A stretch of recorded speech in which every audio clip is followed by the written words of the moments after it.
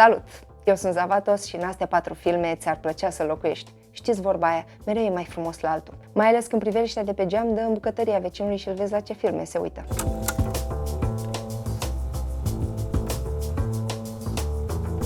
Începe cu un film de Miyazaki. Miyazaki e probabil cel mai mare regizor de animații din lume. Dacă n-ați văzut nimic de el, sigur o să-i recunoaște stilul, că a avut grijă un trend idiot cu imagini generate de AI să îl fure. Dar, dacă v-a plăcut stilul ăla de imagine, nu e așa mare păcat, că înseamnă că o să vă placă și materialul sursă. Vorbim de interioare în care te-ai teleporta instant dacă ai putea, ori eu una tare aș mai învârti la mămăligă într-o bucătărie de-a lui Miyazaki. De exemplu, cea din House Moving Castle e blueprintul bucătăriei perfecte.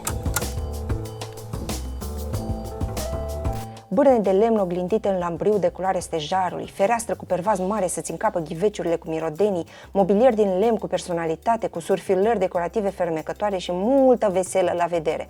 Porțelanul, sticla și cuprul nu se ascund după ușile dulapului, se afișează ca niște trofee de care ești mândru. O chiuvetă la fereastră, că altfel de ce spăla vase dacă n-ai priveliște corect? Chiuveta e parte dintr-o structură lungă zidită care include și blatul și cuptorul. Totul-i flow. Pe perete stă suspendată o bijuterie de credență verde din lemn cu mânere din alamă. Pe jos e piatră naturală, iar în mijloc tronează o masă mare de lemn masiv pentru toată familia pe care ai îndrăznit să o chem la tine de sărbători. Și piesa de rezistență, un șemineu din cărămidă roz care duduia căldură sufletească. Dar ăsta nu e singurul exemplu de design perfect pe care nici Pinterest-ul nu-l atinge. Spațiile lui Miyazaki se transformă constant odată cu evoluția personajelor. E una dintre trăsăturile fascinante a universurilor sale. Lumile lui sunt la fel de fluide ca gândurile noastre când suntem copii, când fanteziile se contopesc unele între altele. Un astfel de interior e camera unui mare cuptor în fața căreia stă, în mod neobișnuit, dar absolut perfect, o canapea din catifea verde. Ce vis! Să ai o cameră întreagă doar pentru un șemineu care îți încălzește și ceaiul în timp ce stai pe canapea mulțumit de viață. Miyazaki nu dezamăgește la capitolul interioare nici în Spirited Away, animație premiată cu Oscar în 2003. Visez să înfrământ gândurile odată cu cozonacul într-o bucătărie ca asta, în care tavanul e înalt, lumina e caldă și scaunele sunt de fapt băncuțe pe care poți sta cu adevărat la oaltă. Rămânem tot în Japonia și ne plimbăm puțin prin interioarele japoneze ale anilor 80 din Earthquake Bird. Iubesc tot la filmul ăsta, dar accesul în traiul casnic urban al clasei de mijloc din Tokyo e partea mea preferată. Filmul e o pasăre rară, pun intended, și recomand din toată inima pentru mystery drama de calitate care a zburat pe sub radarul premiilor și a succesului de box office. Însă, dincolo de asta, e o plăcere să analizez formele de locuire ale vremii din care putem împrumuta multe și astăzi. Interioare bogate în personalitate, inteligente ca funcție și fermecătoare ca lumină și texturi, o adevărată inspirație. Alicia Vikander e expat într-un apartament modest, dar care, la drept vorbind, acum ar fi un lux pentru oricare dintre noi care visează la geamuri mari, la uși glisante și texturi naturale, în special lemn. Spre deosebire de alte părți de lume, japonezii au o filozofie a locuirii ce nu s-a schimbat prea mult în ultimii 500 de ani. În continuare au panouri mari cu cercevele, dorm la sol, pe acele saltele futon, lumina indirectă e plasată strategic prin încăpere și natura e obligatoriu integrată prin finisaje și plante. Anii 80 sunt ani în care plasticul încă era de calitate și nu invadase totul, iar mobilierul și obiectele aveau forme prietenoase, rotunjite, fun. De exemplu, uite ce mânere fabuloase are frigiderul ăsta sau ce cute era uscătorul de vase pe care nu simțeai nevoia să-l ascunzi de pe blat. Regulă, dacă e la vedere, trebuie să fie frumos. Apoi partițiile sunt mai puțin ziduri și mai mult uși glisante cu rame din lemn și gemulețe de sticlă. La fel și ferestrele au cercevele sau, cum li se zice profi, sprose.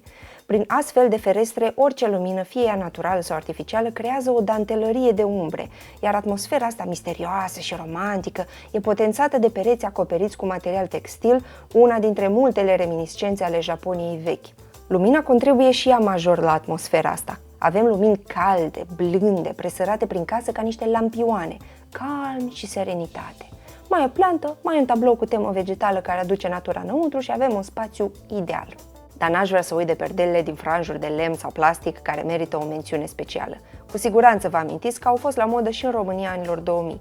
Tocmai de aia le asociez cu improvizațiile balcanice care aduc la un loc chiciu, care e la îndemână, și simțul practic suprapus peste personalitatea noastră spumoasă. Am cumva drag de ele datorită acestei nostalgii, deci îmi pare că pot fi chiar cool dacă sunt din materiale naturale și sunt interpretate într-o nouă cheie. Ne mutăm canapeaua în Norvegia, unde nici aici nu duce în lipsă de filozofie. Nu știu dacă există cineva mai specialist pe lumini cozy decât scandinavii. Și fiindcă se apropie acum sărbătorile, vreau să vă recomand miniseria mea sezonieră preferată de pe Netflix. Home for Christmas, despre o gagică ce caută iubit pentru masa de Crăciun din familia ei aparent perfectă.